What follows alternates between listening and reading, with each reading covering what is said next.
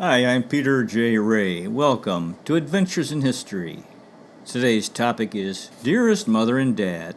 Love, Ruth, John, Mark, Pamela, Patricia, and Peter. 1969, Part 156. This is based on letters from the first half of Small Shaw Family Memories Collection, or SFMC number 73, published on December 25th, 2001. We're going to start here with a poem by my sister Pamela Ray, dated May 1969. On grass and sheep, I used to contemplate on grass, a staunch sod of fiber. Many theologians think the parallel abounding hold the grass as well as sheep. Of course, its profusity and hardiness of existence, and itself well to such deep bottomless minds. Let them preach their deathless prose. I prefer to let them think their way to heaven on a grass-plated Bible. However, I, with much a shallower mind, really nothing to boast of, to prefer to walk through it on a cool morning or a wet afternoon. Let the dew dry on my feet, and the loose blades stick as I jump through the sprinklers. Let them preach at that. For me, I contemplate on sheep. And thus, now we have letters from my mother to her parents. 20689 Beechcliff Boulevard, Rocky River, Ohio, January 2nd, 1969. Dear Mother and Dad, we hope that you had a fine Christmas and anniversary and will have a good 1969. I certainly hope that I didn't send any flu bugs in my last letter to you. I even considered putting the letter under the sun lamp to sterilize it, but thought the cold might kill the germs, although I have read that they can be submitted by mail. Your parcels from you and Bud's family both arrived at the same time, about the 18th or 19th of December, about the Thursday before Christmas. They were both intact, had not been opened by customs, although Bud's looked as though it had been stepped on. However, everything in them both was okay. I meant to write right away as you did, but was fighting both a cough and getting ready for Christmas. A lost battle on both counts. Thank you for the cookies. We opened the outside parcels Friday night and all were accounted for as you packed them, and the candy dish was just fine and is very pretty. Thank you so much. Getting ready for Christmas was like a nightmare for me. I was coughing so much and so weak. I certainly hope that if you haven't already got it, that you could get the Hong Kong flu shots. I had a severe pain in my chest, and after a month I'm still not up to par. Mrs. Friedrich also had it on the day she was to come, so I had no help there. Patty, Mark, and Peter all had some forms of it, although Patty only missed a couple of days' school, and only Mark was on antibiotics. John was fighting it, but kept going by taking long naps at the office. Pamela and John were marvelous helps to me. John sent the plants and got the catalog. I do hope that the blender was not a disappointment. You can return it. Mrs. Friedrich said she hoped she wouldn't get any pots and pans, and I was so furious when I found a bill for scissors for me for Christmas. The family thought I'd be thrilled since mine were broken and always disappearing. I guess I was brainwashed into the blender. There was so much advertising in the newspapers. I must admit John's mother didn't seem too thrilled when we gave her one a few years ago. I don't know if she used it much after the first experiments. I'd thought of sending you both sweaters or a robe, but since we had the catalog and there'd be no duty, thought we'd try an electrical product. However, the shopper wrote that they were out of the brand blender we ordered, so they substituted another brand, rather than disappoint you, and they didn't mention a difference in price. So I am sure you could exchange it for something else you'd rather have. A lovely poinsettia plant with 4 big blooms arrived the Saturday before Christmas from Bud and Doris. It's the first one I've ever had, and since it is red, Thought I should give it to someone old or ill, but the family persuaded me to keep it, mostly because they were so impressed with Carol Wiesenauer. They got one last Christmas, and since Carol works, Lisa takes care of it. They have it on the floor of the family room, and it reaches up to the ceiling. They feel that it has too much light to bloom. I believe in the nurseries that they just use fluorescent light instead of sunlight and 12-hour darkness. The blooms are still very nice, and we have it on the coffee table. The children are hoping that it will grow up to the ceiling. Pamela was such a good help to me. The children all pitched in to clean the house, and Pamela went with John to choose the Christmas tree, and they put it up, and she put up some of the Christmas cards on the front door. The girls even went Christmas shopping with John. I did manage to mail your parcels myself, but each trip I ventured out to the post office, grocery store, or to the one party our neighbors seemed to set me further back. Finally, John's folks phoned that because of John's dad's cough and my cough, they'd not come over because they wouldn't want him to be exposed to anything else. So Santa Claus didn't come this year. So John and the children went to the family service at church, St. Peter's, Christmas Eve. They said the Sunday service before was the loveliest they'd ever attended. Mrs. Vogler visited Peter and I while they were at church, and when they came home, the children played Christmas music for us. Patty piano, Mark violin, Pamela cello, and Peter xylophone. They certainly sounded wonderful to me. Christmas Day, Mark and John helped stuff the turkey, and then John, Mark, and Patty drove to Sandusky to exchange the gifts and play their Christmas music.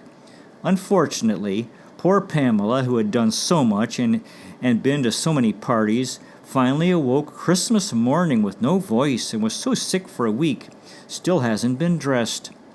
Neither Pam nor I really enjoyed the Christmas dinner, but the rest said it was good. It's so cold here, 0 on New Year's Day. In 2 weeks we'll be in Nassau, Bahamas, and I hope it helps me. I hope you aren't too surprised at Mark mentioning the gold coin. It was on the Christmas tree last year and got put away with the Christmas ornaments. We really enjoyed Janet's cork figures of our family, most original. She hasn't seen us for some time. Now Mark is the tallest and Pamela third. Thanks again. I'm fourth. Love, Ruth. 20689 Beechcliff Boulevard, Rocky River, Ohio, January 7th, 1969. Dear Mother, we were happy to get your letter yesterday and that you think you'll be able to come to the Bahamas. We're sorry that Dad doesn't feel up to the trip. This time last year you didn't. I do hope that you can get a Hong Kong flu shot because it's so contagious that I'm afraid you'll get it, and the cough is really a drain. Does Dad really have emphysema? John said he certainly hoped not, for he's seen its effects. What did the chest x-rays show? Try steaming the kettle for moist air helps, and winter air is so dry and enervating and hard on a cough. Today has had some new and rather exciting developments. John kept calling me all day, it seemed, with one development after another. John's partner, Kent Myers, who is 66 years old, has a 38-foot boat in Florida, and they have a captain to sail it to Nassau. They're going down tomorrow, and today Kent invited John and I to go with them.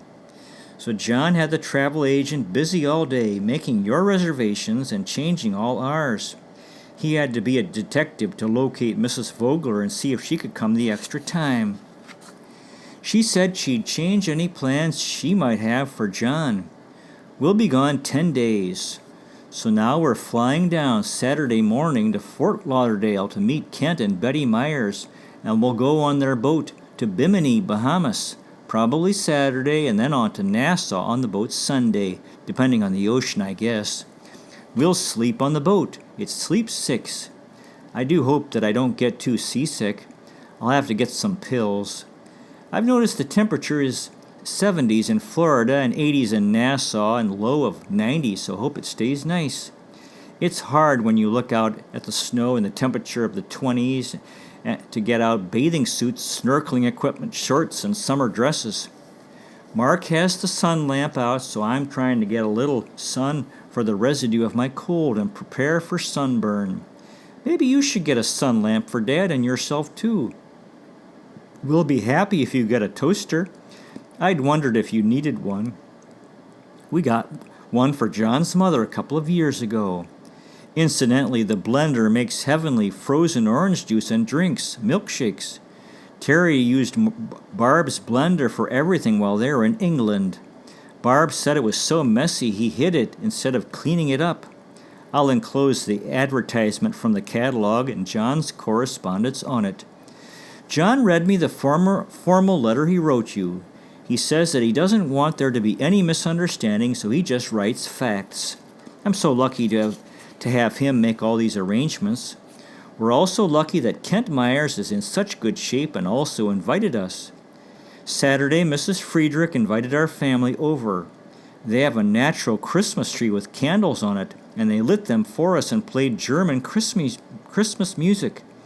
Then Mr. Friedrich showed us his workshop. He makes violins and had everything so meticulous. He was a German soldier and prisoner of war in Italy. Their 5-year-old son was in a hospital that was moved, and she never saw him again or really know what happened to him. One doctor told her years later that he had died of leukemia. She also has a daughter now in Germany, married to a Lebanese doctor, and they had another son after the war who was going to college here. It was the first time I'd ever seen a Christmas tree with candles on it that I can recall.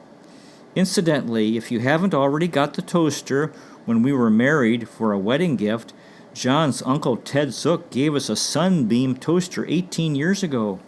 It has had daily use and has only been serviced a couple of times. It goes up and down automatically. Last year when I had it serviced, I asked about trading it, but they really haven't changed them much. It was such a good model. They're about $16.95 here. Good, lucky. Thought you'd like to have the letters John sent. Well, as soon as I can get a few things arranged, we'll be off for our great adventure, out on the Atlantic Ocean in a 38-foot boat. Love, John and Ruth. And this next letter is from my father, John S. Ray. Myers, Stevens, and Ray, attorneys at law, 2121 The Superior Building, Cleveland, Ohio. January 7th, 1969. Dear Mrs. Smallshaw, thank you for your prompt response to my letter. We are so glad you can come to the Bahamas and are very sorry that Mr. Smallshaw cannot. I have contacted our travel agent and you are already confirmed from Miami to Nassau on March 28th with Mark and Pam, and from Nassau to Miami to Cleveland on April 14th with our whole family. The travel agent will keep working to get you on the airplane with Mark and Pam from Cleveland to Miami on March 28th, and is certain this space will become available for you. It will be fine for you to arrive in Cleveland on March 17th as you have suggested. However, I would like to insist on paying your fare. If you will let me know the amount, I'll send you a check. Just let us know when to meet you at the airport. Love, John. And this next letter is from Ruth to the children back in Rocky River. Paradise Island Hotels and Villas, Paradise Island, Nassau, Bahamas. January 15th, 1969. Dear Mark, Pamela, Patty, and Peter, and Mrs. Vogler. Hi. Well, we finally arrived safe and sound this morning. I've been wanting to write to you ever since we left, but Daddy said we shouldn't until we got to Nassau. But I'm sure you've been looking for some mail. Daddy said you wouldn't even notice. Our flight from Cleveland to Fort Lauderdale, Florida was just fine.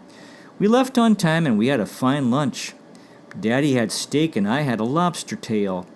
Kent Myers, Daddy's partner, met us at the airplane and the sun was shining and it was very nice. He drove us to their boat, the Royal Ears, and it was such a nice boat. Mrs. Myers was there looking very pretty in a blue slack set.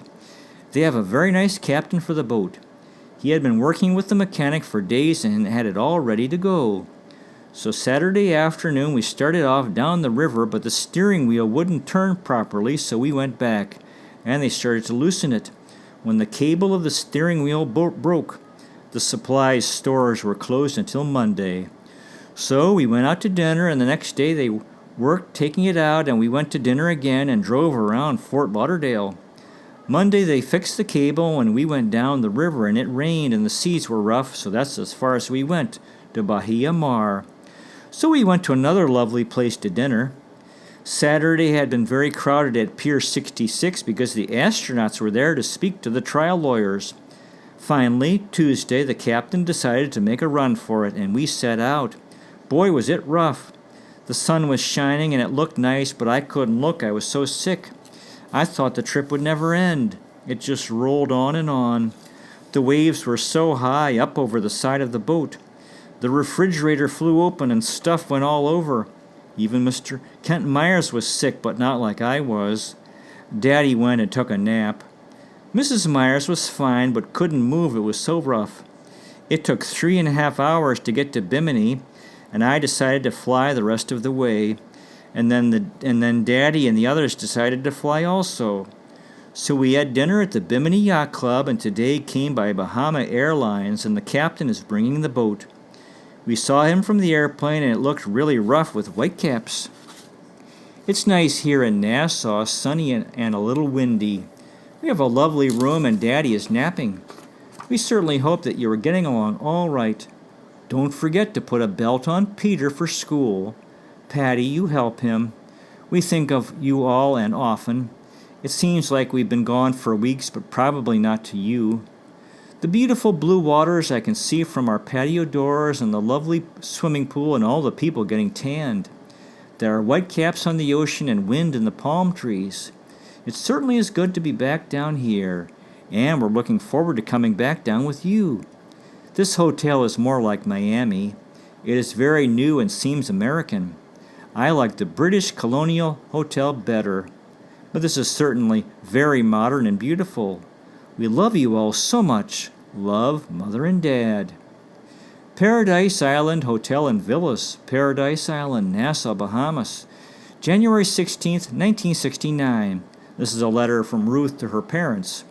Dear Mother and Dad, I'm looking out at the unbelievably beautiful, bright blue ocean with the whitecaps and waves rolling into this truly paradise, white sand beach, and it seems incredible that the rest of the family is still in Snowsville.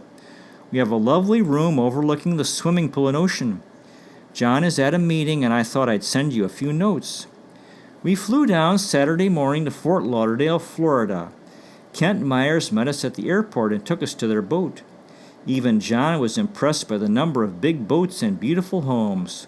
Wealth certainly abounds, and it's unbelievable to think of so many people having so much money. Most of the boats are docked right at the owner's home door on the waterways. And most of the homes have swimming pools with the whole area, pool and yard, screened in. A lot of the boats are docked with their northern owners using them just a few weeks out of the year. The upkeep is so expensive. Kent's boat hasn't been used since last March. As we started out, all engines in condition, the captain and mechanic had spent several days getting it in shape. The steering column wouldn't function and broke, so we spent a couple of days waiting for parts and getting it fixed. Of course, we went to many lovely places for dinner, and the astronauts were at Pier 66 for the Trial Lawyers Convention, John's rivals. Sunday, we drove around a lot. Monday, we set sail down the river to Bahia Mar, but it was raining and too windy to go out into the Gulf Stream, but we enjoyed the trip and seeing all the lovely homes on the waterways and had fine meals. Tuesday, the captain decided to make a run for it, and we set out early with the sun rising and a beautiful day. But it was a little windy, and where the Gulf Stream enters, very rough, and it continued on for eternity to me. 12 to 15-foot waves almost over the boat, and for 3.5 hours I died. It was so rough the refrigerator flew open and supplies went everywhere. Kent was sick a little, and John took a nap, and Betty was fine but couldn't move. I don't know how the captain held the boat. I thought it would go over. We had just got to Bimini, Adam Clayton Powell's hangout, and I decided to fly the rest of the way. The others did too, and so the captain is bringing the boat by himself. After a lovely dinner at the yacht basin, we flew over the next day, yesterday. John said he thought he was getting seasick sleeping on the boat with it rocking at the dock. We looked down from the airplane and saw our captain surging the boat forward, and it still looked mighty rough. Beautiful but white caps. We saw very few other boats out. Most were docked.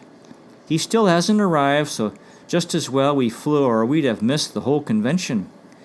Last night there was a lovely buffet and Junkanoo party, and tonight a pirate party, and Saturday a formal dinner. This hotel is gorgeous but very American Miami flavor, ultra-modern. We still prefer the Caribbean flavor of the Out Islands and the British Colonial Hotel. But it's certainly not hard to take. We're going to tour the island later. Betty is getting her hair done. She always looks perfect. I feel just fine, no remnants of cough. This is just what I needed, and you all do too. All this lovely food and maid service and glorious setting. I think Kent Myers is concerned about his boat. That is one thing I don't think I'd want to get involved with. It's so expensive and always something going wrong, but a lot of people have them. Aristotle Onassis's boat was here last year. We saw it by the British Colonial Hotel. Very impressive. This is all so wonderful. I wish I could give you all a piece of it. Last night at dinner, a fellow was telling me about all the important people that were at the convention, even at our table. One lawyer from a big firm in Houston, Texas, 4 floors, 4th largest in the country. He said, "I don't think John Ray is impressed by important people, but he, John, could be important himself and be one of the big ones if he wanted to." They introduced John as the egghead of the firm, the one that does the work. I must write to the children. Love, Ruth and John. P.S. Start getting ready for March. Start packing and keep well. We're wearing summer clothes. 20689 Beechcliff Boulevard, Rocky River, Ohio, February 7th, 1969. Dear Mother and Dad, well, we got back safe and sound in spite of all the hijackings to Cuba going on. It was good to see the children, but always a letdown after the beautiful Bahamian sun, sky, sea, and beaches. By now it seems a dream, but good that we're going back. I hadn't even realized it, but it was the first trip that John and I had taken alone since Peter was a year or so old when we went to Europe 6 to 7 years ago. It really was a wonderful trip. All that luxurious living. Hard to believe that so many people are sunning themselves and enjoying such a beautiful climate. We wonder what we are doing up here, earning the money to pay for the trips there. John has 5 trials. I may have mentioned the captain saw a fellow win $25,000 one night in the casino. Of course, he was a professional and there were many more losers. It was quite international, Italian, French, Swiss, and I'm sure Cosa Nostra and Mafia. All the croupiers were Italian. When we were telling the children about it all and the bikinis, Mark asked, "How come you never take us any place like that?"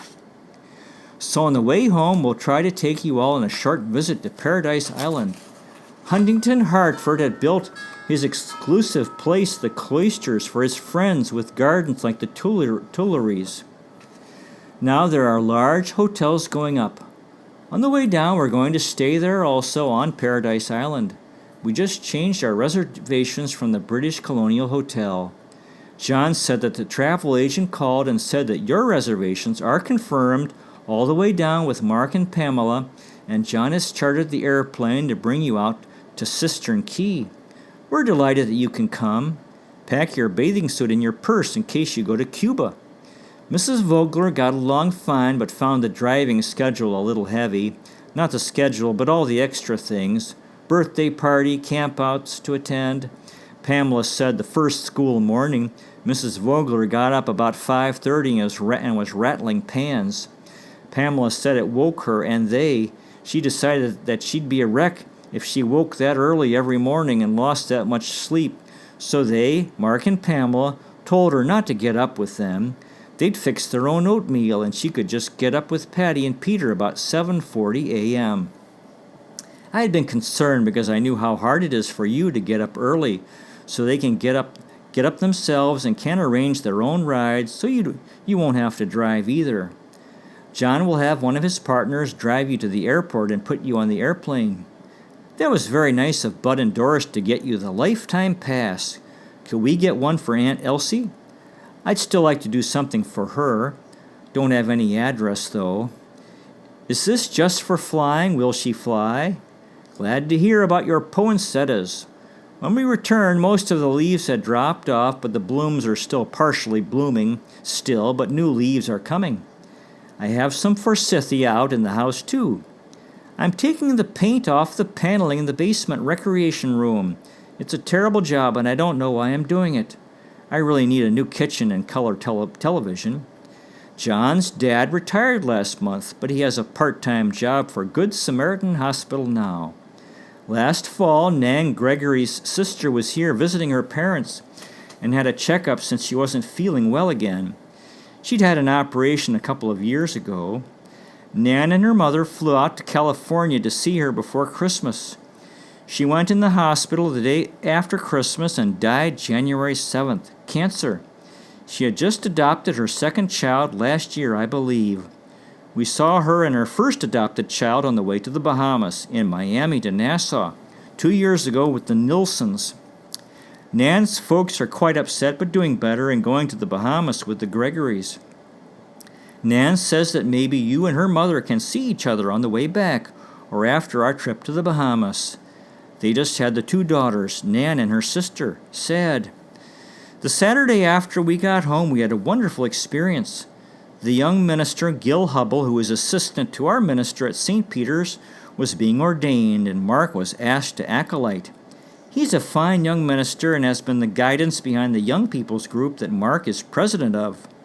The bishop was here for the ordination and about 8 other ministers.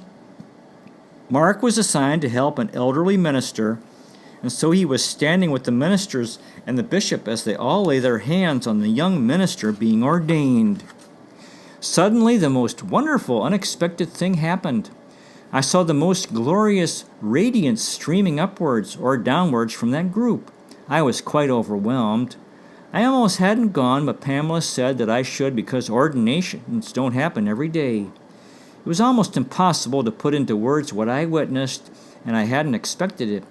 It was a tremendously wonderful experience. The next morning, Mark was chosen to be acolyte to help with his first communion as an ordained minister at 8 o'clock a.m. Mark told him it was a privilege to do it. I had tried to tell his mother afterwards about it. She insisted that I sit with her at the luncheon afterwards, and I hadn't planned to stay. We are going to the West Shore concerts tonight. I started this letter at the hairdresser's Friday morning, and now it's Sunday, and after church, John took the children to the hockey game with the other Indian Guide families, Cleveland Barons, and Pamela made crêpe Suzettes for supper. Last night we went to a party down the street on Beechcliff. A friend had 14 of us for dinner. It's been so long since I've done any entertaining that I'd better get things squared around. Monday. I just returned from a very elaborate tea, wine at the luxurious penthouse apartment of the Sheraton Cleveland Hotel. It was a meeting for the Composers Showcase Ball in May. The women are all very elegant. It is certainly a contrast to my Tuesday visits to the inner city school. Last Tuesday, our kindergarten teacher went with us. While I was standing with my back to a window, it broke and big chunks of glass fell right beside me. A little girl said she saw a boy throw a stone. It is the glass reinforced by wire. We had a wonderful report from Mark's NEDT, National Educational Development Test.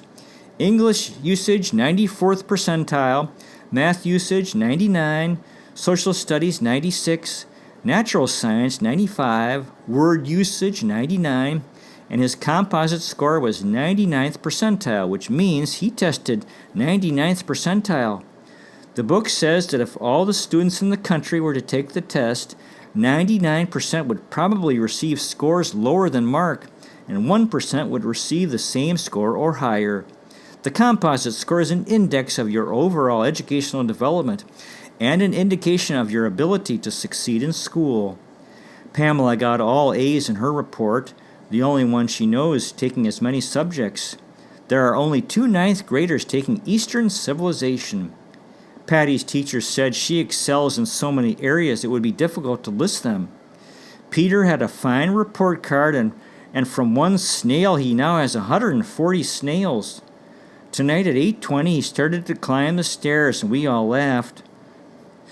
No one has to tell Peter when it's time for bed. Patty still wants to start the harp. She's enjoying her viola and loves the piano. I'm so happy you'll hear her play. She's so good. I asked if playing all three wouldn't be too much, and she replied, "Oh, I'll just be a musical genius," and laughed.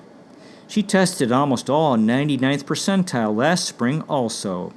I haven't had Pam's or Peter's yet. I'm glad you got your toaster. I think they're only $16.95 here, but there'd be duty. Good night. Love, Ruth, John, Mark, Pamela, Patty, and Peter. To be continued. Well, that concludes today's presentation. Thanks so much for watching. I really appreciate it. God bless you. Take care, and I'll see you next time.